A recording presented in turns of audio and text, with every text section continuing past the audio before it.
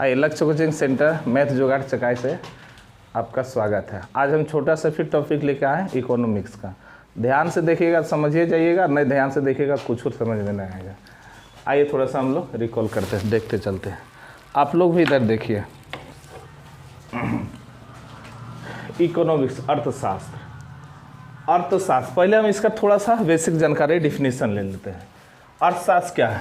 इसके अंतर्गत हम किसी भी क्षेत्र के अर्थव्यवस्था को अध्ययन करते हैं। जैसे मान लीजिए आपका घर में ही 5 गो भाई हैं, 5 गो भाई में कुल कितना पैसा कमा रहे हैं, कैसे आप कर सकते हैं? तो एक अर्थव्यवस्था के अनुसार से हम लोग कहेंगे कि हमारे घर में इतना आर्थिक स्थिति हर मंथ आता है। तो भैया अर्थव्यवस्था ही आपका घर का पैसा को जोड़ करता है, कहिए तो समझाता बतलाता है। अब आते हैं इस पे, हम देखते हैं कि अर्थशास्त्र को 2 भागों में बांटा गया। कितने भागों में? 2 भागों में। एक भाग बांटा गया किसमें? समष्टि। समष्टि क्या नाम है उसका? समष्टि। इंग्लिश में लिखेंगे तो दोनों एक ही जैसे लगता है, इसलिए इंग्लिश वाला नहीं लिखे हैं। और दूसरा क्या होता है? सूक्ष्म। सूक्ष्म से ही पता चला कि छोटा बात है तो सूक्ष्म है। अजय देव इधर देखो, इधर देखो, इधर यहाँ सूक्ष्म। सूक्ष्म क्या है कि अब देखिए हमने क्या बोला कि अगर कोई अर्थव्यवस्था बनाना है तो छोटा से बनाइए तब बनेगा बड़ा। अगर आप घर में गरीब हैं तो देश उसका गरीब ही रहेगा। जैसे अमेरिका क्या, वहाँ के हर लोग अमीर हैं तो देश अमेरिका का अर्थव्यवस्था क्या, बहुत ऊंचा है। तो सरकार भी कभी कभी ना यही पॉलिसी अपनाता है कि हर घर में रोजगार होना चाहिए। विरोधी दल वाला ये बोलता है कि हर घर में रोजगार होगा तो भारत का अर्थव्यवस्था क्या रहेगा, बहुत ऊपर रहेगा। और रोजगार ही नहीं रहेगा तो पैसा खर्चा नहीं करेगा, सरकार के पास जाएगा नहीं, सरकार के पास टैक्स का पैसा जाएगा नहीं, तो फिर देश मेरा बड़ा बन सकता ही नहीं। तो यहाँ से देखते हैं, समझते हैं कि अर्थव्यवस्था कितने भागों में बांटा गया? 2 भाग। एक बांटा गया समष्टि, दूसरा बांटा गया सूक्ष्म। सूक्ष्म का उदाहरण हो जाता है कि भैया एक परिवार का भी एक अर्थव्यवस्था होता है। उसके बाद उदाहरण हो जाता है क्या? कंपनी। एक कंपनी का भी एक अर्थव्यवस्था होती है। कंपनी में लोग वर्कर करते हैं, वहाँ के अर्थव्यवस्था मजबूत होता है, वो पैसा जाएगा सरकार के पास। उससे भी छोटा में अगर आ जाए तो परिवार। जब तक परिवार में लोग मजबूत नहीं होगा तो अर्थव्यवस्था उसका मजबूत नहीं होगा। उसका अर्थव्यवस्था मजबूत मतलब राज्य का अर्थव्यवस्था मजबूत। राज्य का अर्थव्यवस्था मजबूत मतलब किसका मजबूत? तो अब ना चलेगा डट के काम। अब आइए यहाँ पे देखते हैं। अब थोड़ा सा छोटा बात है। अर्थव्यवस्था के प्रकार। तो अर्थव्यवस्था के प्रकार भी 3-4 गो है, पहले समझते हैं, जो हर एग्जाम में यहाँ से सवाल पूछता है। एक होता है पूंजीवादी अर्थव्यवस्था। कई बार आप लोग मैट्रिक इंटर में भी इसको पढ़े होंगे। थोड़ा सा बढ़िया से समझिएगा तो एकदम आपका दर्द कभी लाइफ में नहीं खत्म होगा, लाइफ में खत्म हो जाएगा, नहीं खत्म होगा बोलते हैं। देखिए पूंजीवादी अर्थव्यवस्था। पूंजीवादी अर्थव्यवस्था ऐसी अर्थव्यवस्था जिसमें उत्पादन के साधन पर निजी स्वामित्व, यानी कोई भी चीज का उत्पादन कर रहे हैं तो उसका मालिकाना हक किसका हो? प्राइवेट आदमी को। बात इतने समझिए। तो भैया प्राइवेट आदमी कर काम रहेगा तो भैया वो हो गया पूंजीवादी अर्थव्यवस्था। मतलब उसमें पूंजियों वाले को ही हाथ है, सरकार का हाथ बहुत कम है, तो उसको कहेंगे पूंजीवादी अर्थव्यवस्था। बात समझे? जैसे एग्जाम्पल में यूएसए और कहाँ पे। अब चलते हैं उसके निचला में, समाजवादी अर्थव्यवस्था। समाजवादी अर्थव्यवस्था, इस व्यवस्था में धन संपत्ति का स्वामित्व मतलब मालिकाना हक और वितरण राज्य के नियंत्रण में हो, उसको क्या कहेंगे?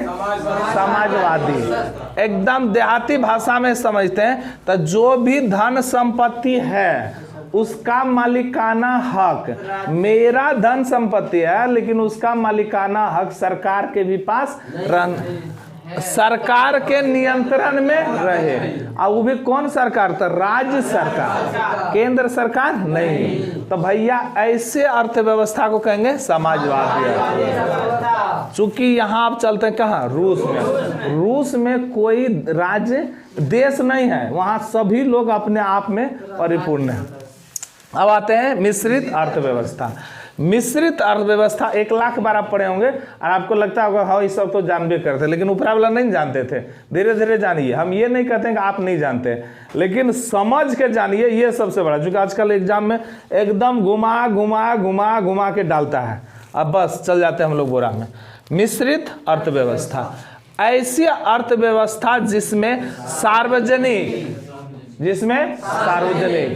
सार्वजनिक एवं निजी स्वामित्व, मतलब निजी जो लोग हैं उसका भी मालिकाना हक हो। यानी यहाँ सार्वजनिक मतलब होगा कि उस देश का भी हो, उस राज्य का भी हो, और उस देश का प्राइवेट कंपनी का भी हो, उसको हम लोग कहेंगे किसका? बात समझे कि नहीं? यहाँ हम लोग कृषि करते हैं, पैसा सरकार का जाता है, मतलब हम कृषि करते हैं कहाँ? बिहार में वो पैसा बिहार सरकार के पास गया। चावल हम लोग चावल अभी धान बेच रहे हैं ना, धान बेचेंगे तो पैसा कहाँ जाएगा? सरकार खरीद रहा है, अब नीतीश चाचा खरीदेगा, वो धान कहाँ फिर जाएगा? केंद्र सरकार। एफसीआई के पास बेचेगा, एफसीआई के हैंडल कौन करता है? थोड़ा सा कम ही लाइएगा इसको, ठीक है। एफसीआई के हैंडल कौन करता है? केंद्र सरकार करता है। तो वो कुछ और पैसा दे के लेगा किससे? राज्य सरकार से। मान लीजिए हम 20 टका किलो बेचे, अब 20 टका किलो नीतीश चाचा ले लिया, तो 20 टका किलो नीतीश चाचा दे देगा उसको? तो वहां 25 टका किलो बेचा, अब 25 रुपये किलो लिया, तो 5 टका नीतीशो चाचा न हुआ, 20 टका हमको न भी हुआ। तो भैया सबका उसका मालिकाना हक है कि नहीं? अब वो धान ले लेने के बाद में वो कूटेगा पीसेगा, मोदी चाचा तो नहीं है ना, वो किसको दे देगा? कोई प्राइवेट कंपनी का। तब ना हमारा इतना लंबा लंबा उच्चारा करके देगा, और उच्चार खाएंगे हम ही ना। तब बाबू सुनो, ओकरा में केकर पहले हाथ तक किसान के, ओकर बाद में केकर जे किसान जिस राज्य में था उसका, तो सरकार आ गया ना। अब फिर वो ले लेगा, फिर अब बड़का सरकार केंद्र, अब केंद्र सरकार लेगा तो कोई प्राइवेट कंपनी को वो दे देगा, तो वो प्राइवेट कंपनी को दे देगा, तो उसमें धान चार उसको बढ़िया फ्रेश से बनाएगा, और वो बढ़िया स्वास्थ्य पैकेट में पैक करेगा, अब फिर वो बेचेगा केकरा पास? हमरा पास। तब देखो, अरे बेचेगा हम ही नहीं, हमरे पास ना। तब देखो घूम घूम के मेरे पास आया ना, ओकरा फायदा सबके न हुआ। तब मिश्रित अर्थव्यवस्था इसी को कहते हैं। यहाँ तो उदाहरण के आपको समझाएं, यानी तब ये किस में हो जाएगा?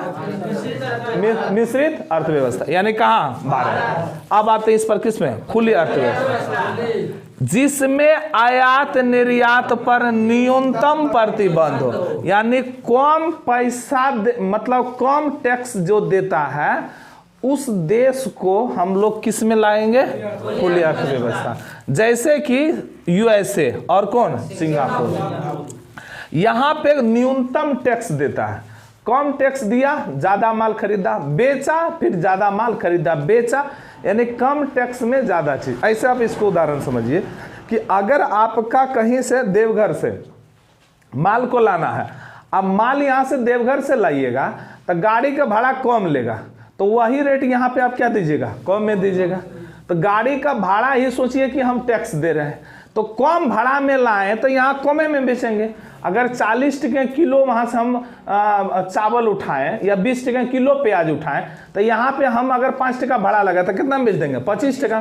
तो लेनदार भी खुश और देनदार भी खुश है, यानी कम पैसा में लाया, कम टैक्स में लाया, और 20 टका में तो खरीदबे किया ना, और 5 टका में उसको भाड़ा देना पड़ा, तो मतलब कमे पैसा लगा। 5 टकिया समझ लीजिए क्या टैक्स दे रहे हैं, तो कम पैसा में ज्यादा पैसा में लेकिन कमे टैक्स दिया। तो आपको भी जान रहे हैं कि अरे देवघर जाएंगे 40 टका खर्चा होगा, ओकरा से अच्छा है 20 टका 25 टका किलो यहीं मिल रहा है, यहीं पे खरीद लेते हैं।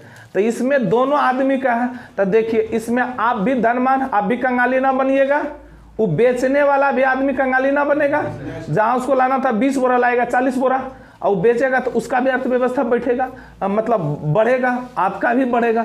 तो मतलब पूरा एक आदमी आपका भी बढ़ा, तो जो खरीद कर लाया उसका भी बढ़ा, वो गाड़ी वाला का भी बढ़ा, और जहां से माल लाया उसका भी बढ़ा। अब ओकर बढ़ेगा तो किसानों को पास से जाके खरीदेगा। तो देखो इसमें वृद्धि होगा ना, तब वृद्धि होगा तो सब खुशहाल। तो इसलिए देखिए खुली अर्थव्यवस्था। यूएसए कभी भीख मांगने जाता है किसी के यहाँ? सिंगापुर कभी सोचा कि कंगाली हो गया? कभी नहीं हो गया।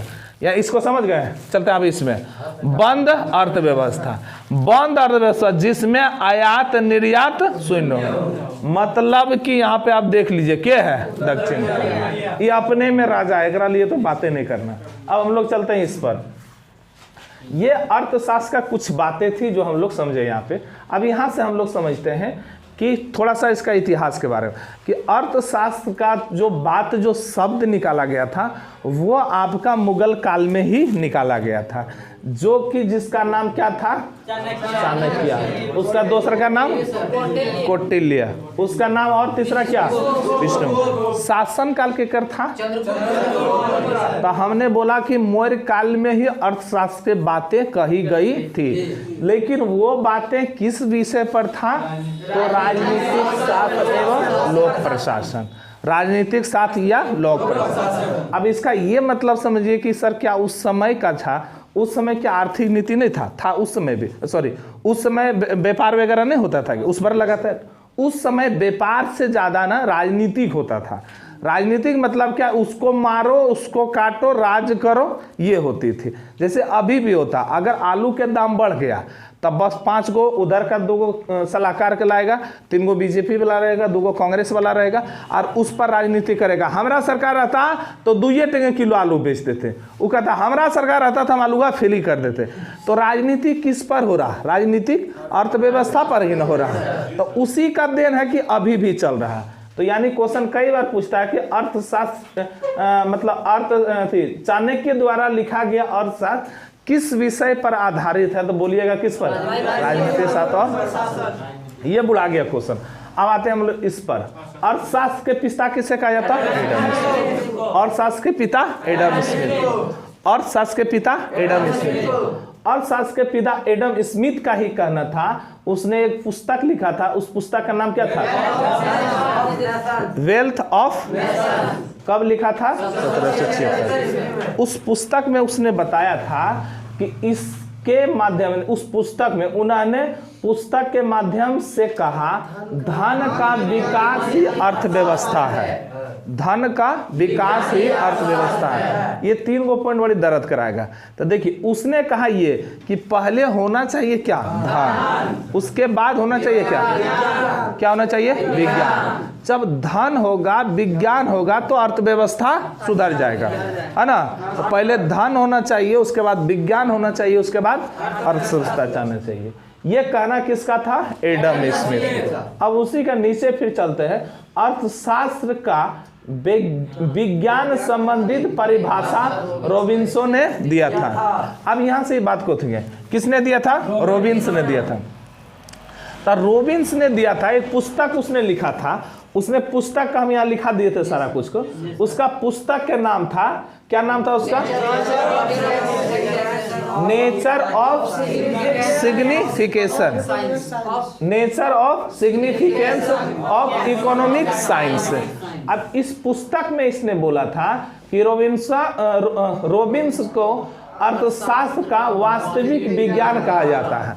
अर्थशास्त्र का वास्तविक विज्ञान किसे कहा जाता है? रॉबिन्सन को। किसको कहता है? रॉबिन्सन। इसने इस पुस्तक में बोला था कि अर्थशास्त्र की विज्ञान संबंधित परिभाषा किसने दिया था? रॉबिन्सन ने दिया था। निकलेगा क्या? ठीक है। अब यहाँ पे देखिए तुरंत, लेकिन 5 मिनट में हो जाएगा। अब यहाँ से देखिए, अब इसका एक डाटा है जो हम एक साथ लिखा दिए, बहुत सारा का पुस्तक है। जैसे प्रिंसिपल ऑफ इकोनॉमी किसने दिया था? मार्शल ने दिया था। प्रिंसिपल ऑफ इकोनॉमी किसने दिया था? मार्शल ने दिया था। उसके बाद में फाउंडेशन ऑफ इकोनॉमिक्स एनालिसिस किसने दिया था? सैमुअल ने दिया था। किसने दिया था? सैमुअल ने दिया था। उसके बाद था wealth of nation, Adam Smith ने दिया था। उसके बाद था natural of signification of economics science, किसने दिया था? रॉबिन्सन ने दिया था। उसके बाद था दास कैपिटल, किसने दिया था? किसने दिया? एक अर्थशास्त्री था जिसका नाम क्या था? Karl Marx. कार्ल मार्क्स ने बहुत अच्छी बात बोला। इसने बोला था अर्थशास्त्र का उद्देश्य मानव समाज की प्रगति के नियम की खोज करता है। यह बात किसने किया था? देखिए तीनों बात याद रखिएगा। धन, धन ही विज्ञान। धन ही विज्ञान, धन का विज्ञान किसने कहा था? एडम स्मिथ ने कहा था। उसके बाद ने बोला था कि वास्तविक विज्ञान किसे कहा गया? रॉबिन्सन।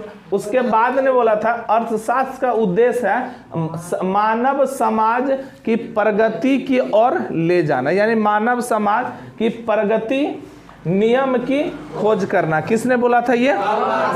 कार्ल मार्क्स ने किया। अब थोड़ा सा उस लेसन में हम देखते हैं, आ जाइए इसमें देखते हैं।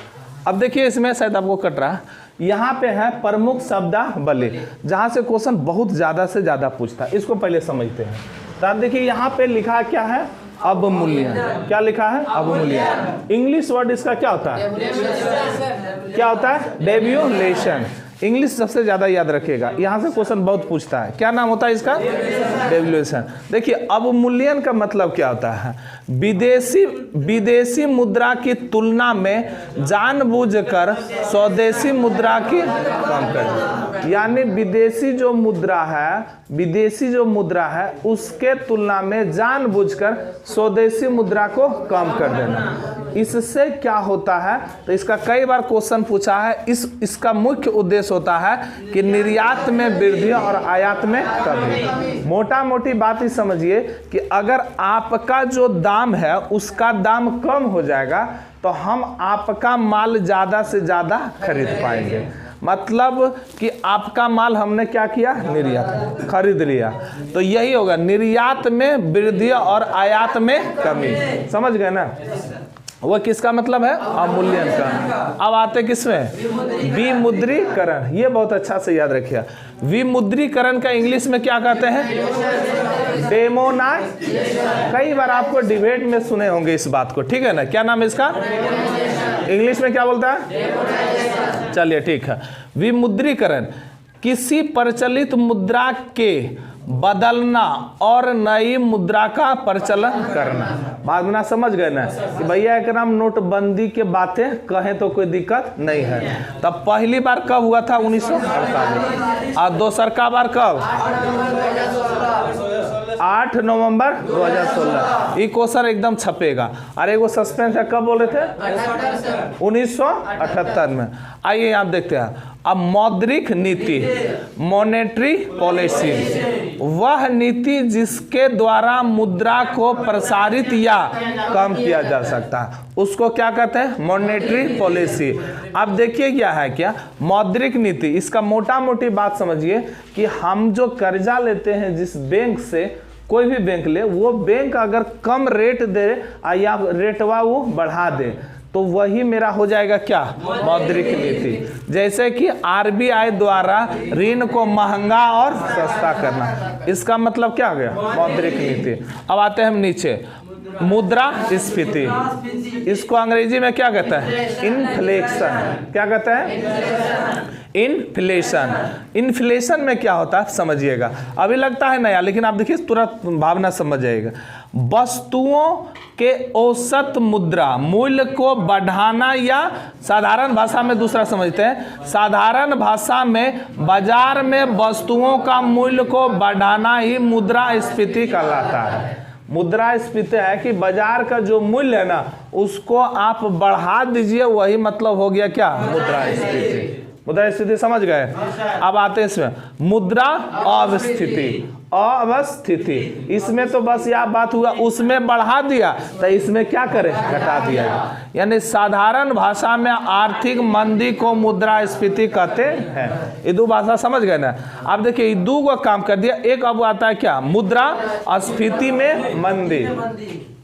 मुद्रास्फीति में मंदी, इसको इंग्लिश में कहते हैं इन्फ्लेशन, जबकि इसको क्या कहते हैं? डिफ्लेशन। अब इन दोनों को बुड़बक बनाने वाला काम कौन करता है? मुद्रास्फीति में मंदी, जिसको हम लोग कहते हैं क्या? स्टैगफ्लेशन। स्टैगफ्लेशन। जब बाजार में मुद्रास्फीति देखो यहाँ, मुद्रास्फीति एवं मुद्रा अवस्थिति साथ साथ हो, उसे मुद्रास्फीति में मंदी कहते हैं। यानी दाम बढ़ा भी जाए और दाम घटा भी जाए, नियंत्रण नहीं कर रहा, एक बार बढ़ा दे रहा और एक बार घटा दे रहा, उसको हम लोग क्या कहेंगे, मुद्रास्फीति में मंदी। अब और बात चलते हैं, इधर देखते हैं, यहाँ पे देखते हैं, उसके बाद क्या आता है, विस्फीति, इसको इंग्लिश में क्या कहेंगे, डिसइंफ्लेशन, डिसइंफ्लेशन। अब यहाँ देखिए क्या कर रहा है कि यहाँ पे जो मुद्रास्फीति क्या हुआ था, बढ़ाया था, इसमें क्या गया था, घटाया था। अब यही दोनों का ढोंग नौटंकी करे कि हम कम कर दे रहे हैं, उसी को हम लोग कहेंगे क्या, मुद्रास्फीति। बात समझे कि नहीं, विस्फीति यानी इंग्लिश में क्या बोलेंगे, डिसइंफ्लेशन। मुद्रास्फीति पर नियंत्रण के लिए जानबूझकर मुद्रा अवस्थिति लाना ही विस्फीति कहलाता है। यहाँ से हम समझे क्या कि भैया जानबूझ को ही काम को कर रहा, नियंत्रण करना नहीं। मुद्रास्फीति पर नियंत्रण लाने के लिए, यानी देखिए इसको नियंत्रण लाने के लिए, इस दोनों को नियंत्रण लाने के लिए एक बार बढ़ाया और एक बार घटाया, यहाँ पे बढ़ाना है और भी घटाना है, इसी को नियंत्रण करने के लिए जानबूझ के करता है क्या काम, विस्फीति। इंग्लिश में क्या बोलते हैं इसको,